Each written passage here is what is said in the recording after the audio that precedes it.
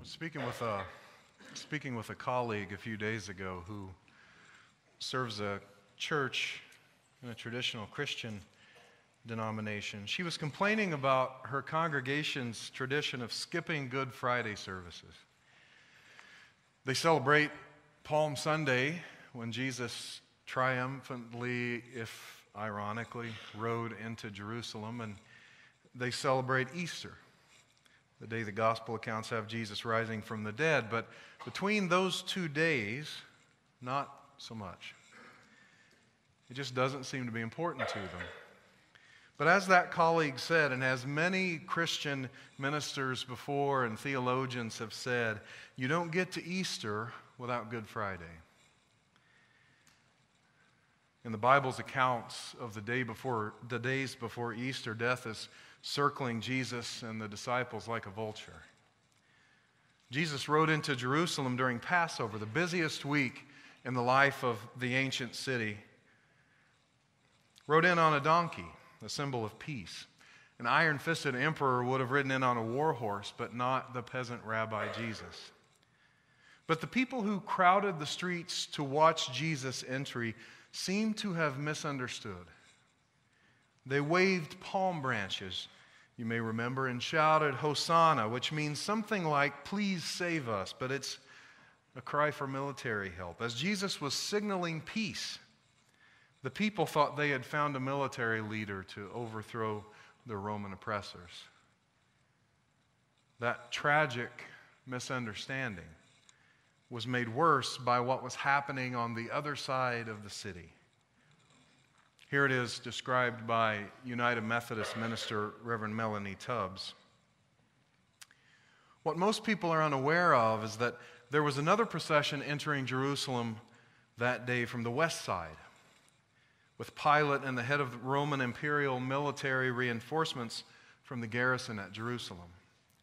During Passover, the holiest celebration of Jewish faith, when thousands upon thousands of faithful people would have traveled to Jerusalem, Rome found it necessary to show its strength and add to the forces there, just in case the Jews, who wanted so badly to end Roman occupation in their land, decided to cause any trouble. She continues, Pilate entering the city from the west, while Jesus entered the city from the east. Jesus' procession symbolized a kingdom of peace.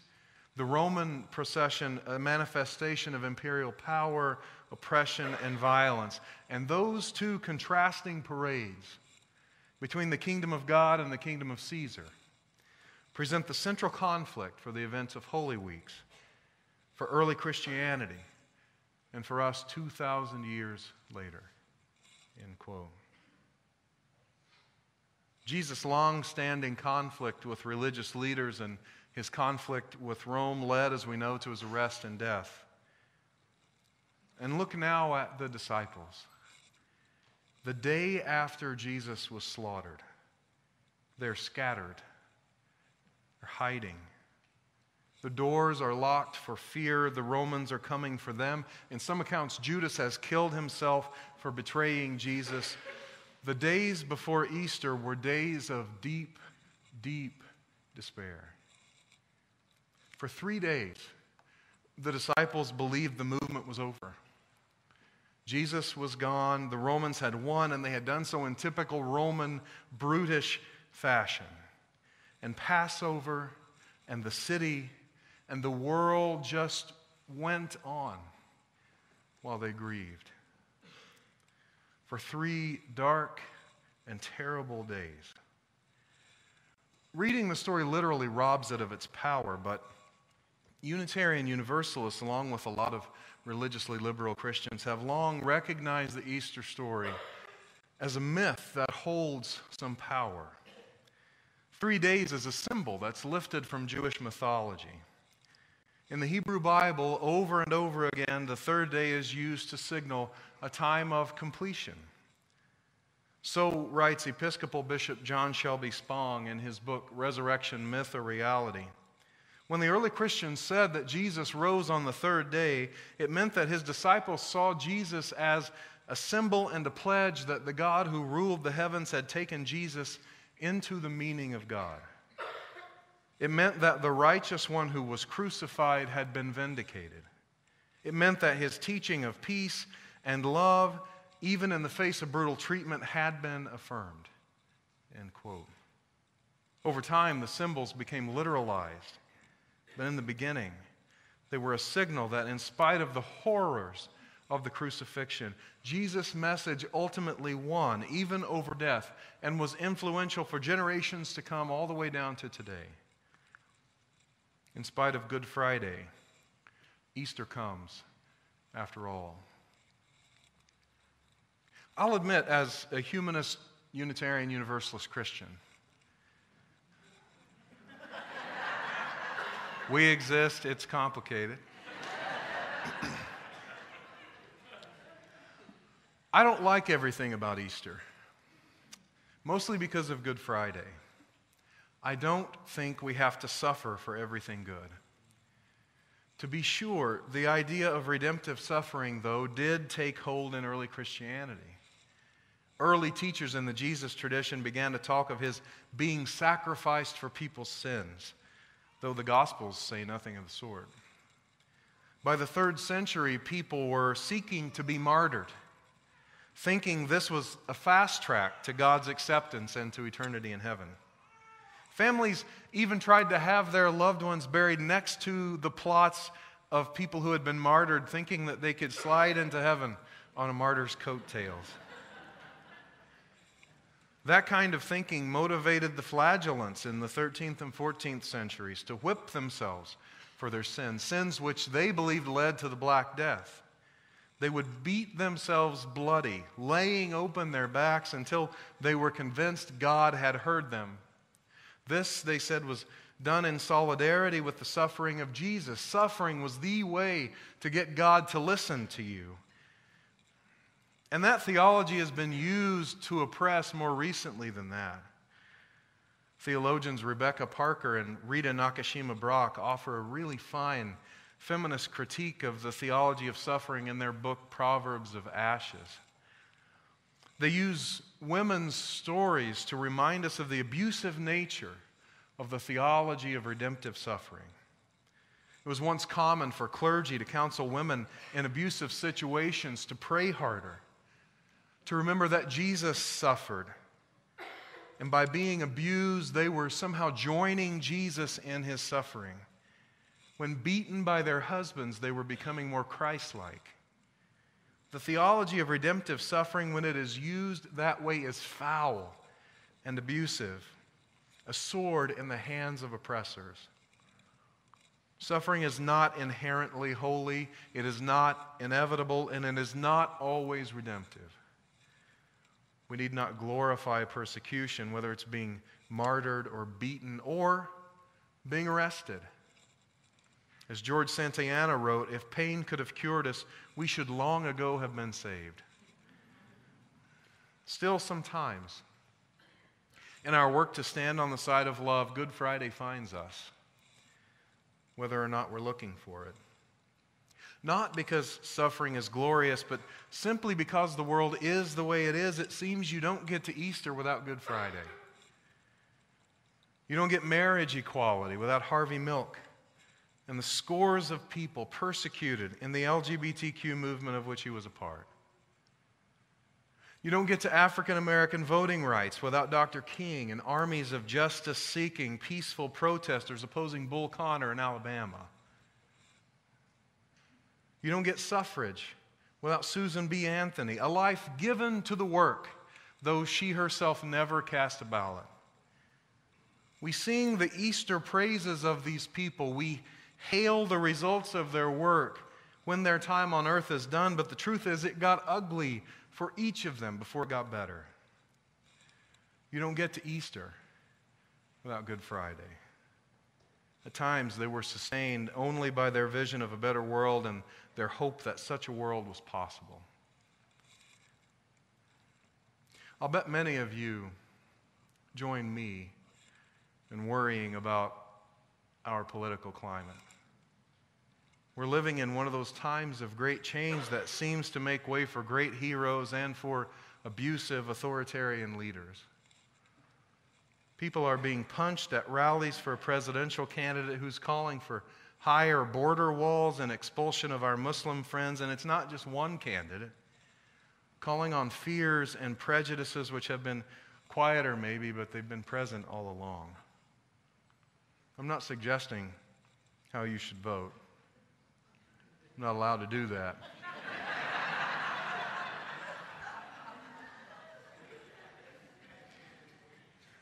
I am condemning the racism and hatred being put on display by people who would be our leaders. One way of interpreting what's happening is that all these once hidden ideas are being pushed out into the open. It always gets ugly before it gets better. Maybe in some ways, we're living in a Good Friday era. And in a Good Friday era, we need many people who, like Jesus himself, will stand up to the power of empire, in which the majority always seek to intimidate and oppress the minority into servant status, just the way the Romans did the Jews. And we need a vision of what is possible to sustain us. Our anger will only get us so far. But having faith that things can get better, having a clear picture of what we're working and hoping for, that will bring strength and focus when all seems lost. The way it did for people in the time of the Hebrew prophet Isaiah. He wrote about a time of war and exile, people being forced from their homeland. But he never lost hope.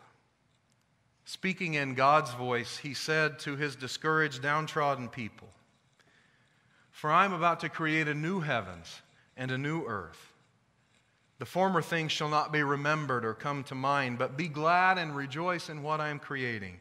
For I am about to create Jerusalem as a joy, and its people as a delight. No more shall there be in it an infant that lives but a few days, or an old person who does not live out a lifetime.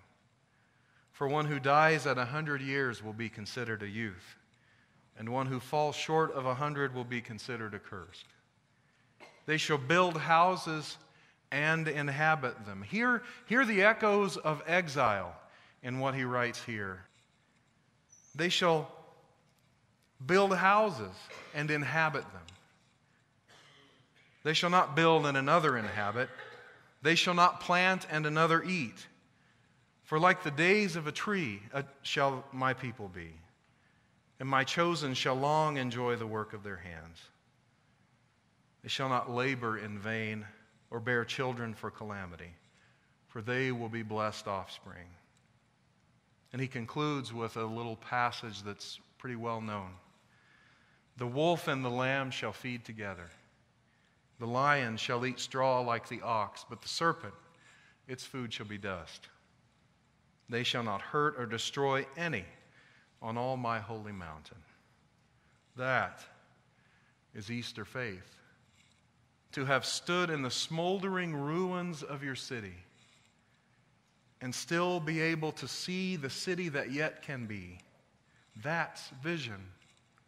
That's the kind of tenacious, grounded, not going to be stopped hope that we need today. And though there may not be an Isaiah or a Susan Anthony or a Martin King or a Harvey Milk in this sanctuary, those of us who follow must also remain true to the vision of a world made better by love. It's one of the centerpieces of liberal theology, this persistent vision of what our Easter could look like. The Unitarian Universalist theologian James Luther Adams said that a liberal theology like ours, quote, "holds that the resources, divine and human, that are available for the achievement of meaningful change justify an attitude of ultimate optimism." In other words, liberal theology is founded on hope, and it gets sideways when we found it on something else. You get to Easter eventually, but first you have to deal with Good Friday. In times like these, we must not lose touch with hope. fact, I say if we're going to be effective in creating the change we talk about, more love, greater justice, we have to be able to talk about not just what we hate, but what we yearn for. We can decry the horrors of Good Friday racism and hatred, and as well we should. It is death. And at times it overshadows these days.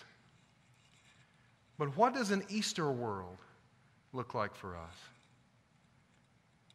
That place in which all are respected, where love reigns. Anger has its place. It can fuel us for a moment. It can spark a movement. But let us remember that we serve a love that is greater than ourselves, greater than xenophobia and racism and greed and bullying, and that love will win. And so may vision and hope be the center to which we return again and again and again for strength. As King said, hate can't drive out hate. Only love can do that. There is no evil that can destroy the soul, which feeds from the deep springs of a tenacious hope. Amen.